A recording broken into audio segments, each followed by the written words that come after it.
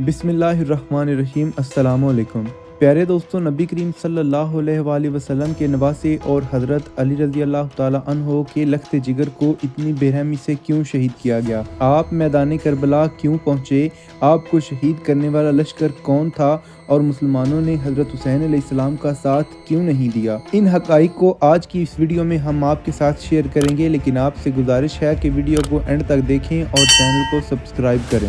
नाज़रीन, वाक़या करबला ना सिर्फ तारीख़ इस्लाम बल्कि इंसानी तारीख़ का भी दर्दनाक वाक़या है। ये दुनिया का वाहिद ऐसा वाक़या है जिसने दुनिया की तमाम चीज़ों को मुतासिर किया। ये वो दर्दनाक वाक़या है जिसने जानदार और बेजान को खून के आंसू रुला दिया। नबी करीम सल्लल्लाहु अलैहि वसल्लम को दुनिया से पर्दा किए 50 साल हो चुके थे। आपके प्यारे नवासे इमाम हुसैन अलैहिस्सलाम मगरिब की नमाज अदा कर रहे थे। मस्जिद में हुकूमत का एक सिपाही जूतों समेत अंदर दाखिल हुआ और अपनी कमर से खत निकाल कर इमाम हुसैन अलैहिस्सलाम की तरफ फेंकता है।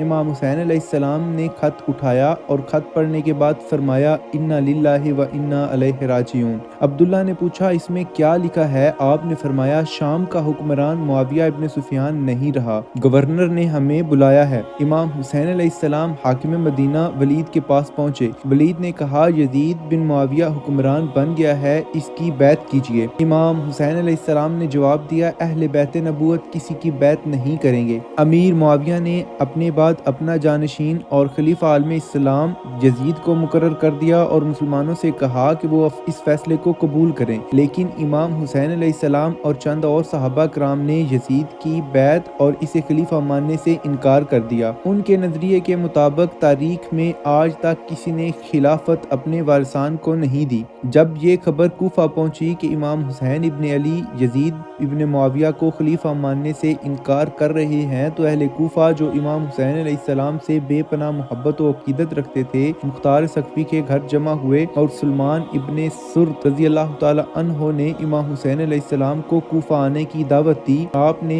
हजरत इमाम हुसैन अलैहिस्सलाम को खत लिखा कि आप कूफा तशरीफ ले आएं, हम आपके हाथ पर बैत करेंगे और आपको खलीफा तस्लीम करेंगे। प्यारे दोस्तों, रिवायात में आता है कि 18,000 खतूत इमाम हुसैन अलैहिस्सलाम को मौसूल हुए। इमाम हुसैन अलैहिस्सलाम ने कूफा जाने का फैसला किया। इमाम हुसैन अलैहिस्सलाम के नज़दीक यजीद को खलीफा तस्लीम करना जालिम हुकूमत को तस्लीम करने के बराबर है। जब यजीद को इस बात की खबर मिली तो इसने उबैदुल्लाह इब्न जियाद, जो कि एक जालिम शख्स था, इसे कूफा का गवर्नर मुकर्रर कर दिया और इसे हुक्म दिया कि अगर इमाम हुसैन अलैहिस्सलाम कूफा पहुंचने की कोशिश करें तो उन्हें रास्ते में ही रोक दो। इब्न जियाद ने एक लश्कर रवाना किया और इमाम हुसैन अलैहिस्सलाम और इनके साथियों को रास्ते में ही रोक दिया। 3 मुहर्रम उल हराम को उमर बिन साद 4,000 फौज का लश्कर लेकर करबला रवाना हुआ। यजीद अपने गवर्नर के जरिए इमाम हुसैन अलैहिस्सलाम से अपनी बातें मनवाने पर दबाव डालता रहा। जब इमाम हुसैन अलैहिस्सलाम ने यजीद की शराइत को नहीं माना तो आखिरकार दुश्मनों ने फुरात पर फौज का पहरा लगा दिया और 7 मुहर्रम के बाद इमाम हुसैन अलैहिस्सलाम और आपके जानिसारों पर पानी बंद कर दिया। जब 3 दिन की मुसलसल प्यास के बाद भी इमाम हुसैन अलैहिस्सलाम ने यजीद की बात नहीं मानी तो दुश्मनों ने आपके खैमों पर हमला करना शुरू कर दिया। इमाम हुसैन अलैहिस्सलाम ने एक रात की मोहलत तलब की। अशूरा की इस रात इमाम हुसैन अलैहिस्सलाम और आपके जानिसारों ने अल्लाह तबारक व तआला की इबादत की। इमाम हुसैन अलैहिस्सलाम ने यजीदी फौज को मुखातब करके एक तकरीर की और आपने फरमाया, ऐ लोगो, जल्दी ना करो, पहले मेरी बात सुन लो। लोगो, तुम मेरे हस्बो नसब पर गौर करो और देखो कि मैं कौन हूँ। अपने गिरबानों में झांको और अपने आप को मुलामत करो। तुम ख्याल करो कि क्या तुम्हें मेरा कत्ल और मेरी तौहीन ज़ेब देती है? क्या मैं तुम्हारे नबी का नवासा नहीं हूँ? क्या तुम्हें अपने नबी का कौल याद नहीं जो उन्होंने मेरे और मेरे भाई के लिए फरमाया था कि हम दोनों नौजवान जन्नत के सरदार होंगे? यजीदी फौज पर इस तकरीर का कोई असर ना हुआ, सिर्फ हुर इब्न यजीद तमीमी पर इस तकरीर का असर हुआ और वो ये कहता हुआ इमाम हुसैन अलैहिस्सलाम की तरफ आ गया कि ये जन्नत और दोज़ख इंतखाब करने का मौका है। आशूरा के दिन तक इमाम हुसैन अलैहिस्सलाम के भाइयों और बेटों को शहीद कर दिया गया, जिनमें अली अकबर, हजरत अब्बास, हजरत अली असगर, محمد شامل ہیں۔ حضرت امام حسین علیہ السلام اور ان کے ساتھیوں نے دشمن کی کثیر تعداد کو جہنم واصل کیا، شجاعت اور بہادری سے تاریخ رقم کر دی، لیکن ایک ایک کر کے سبھی بے جان نثار شہید ہو گئے۔ تپتے ہوئے صحرا میں امام حسین علیہ السلام شجاعت اور بہادری سے جنگ کر رہے تھے۔ آپ کی تلوار کی دھار ایسی تھی کہ گویا آسمان سے بجلی گر رہی ہو۔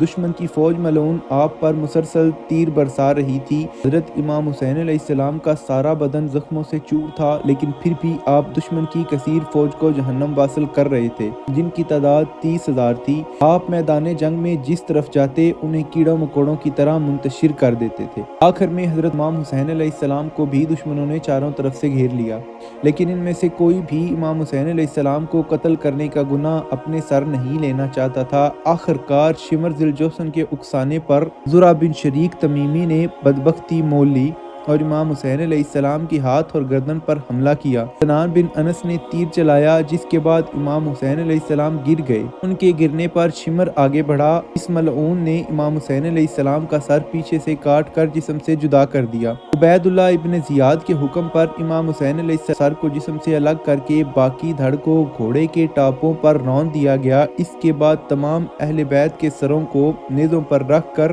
ابن زیاد کے دربار میں لایا گیا۔ جب یزید نے امام حسین علیہ السلام کے سر مبارک کو دیکھا تو اس پر چھڑیاں پھیرنے لگا اور کہنے لگا، ہمارے خلاف اٹھنے والے سروں کا یہی انجام ہوتا ہے۔ اس منظر کو دیکھ کر امام حسین علیہ السلام کی بہن حضرت بی بی زینب کبریٰ کا دل تڑپ اٹھا۔ آپ نے دربار یزید میں ایک لرزہ خیز خطبہ دیا۔ اس خطبہ کو سن کر یزید کے درباریوں اور اہل شام کے چہروں کی رنگت بدل گئی اور وہ پشیمان ہوئے۔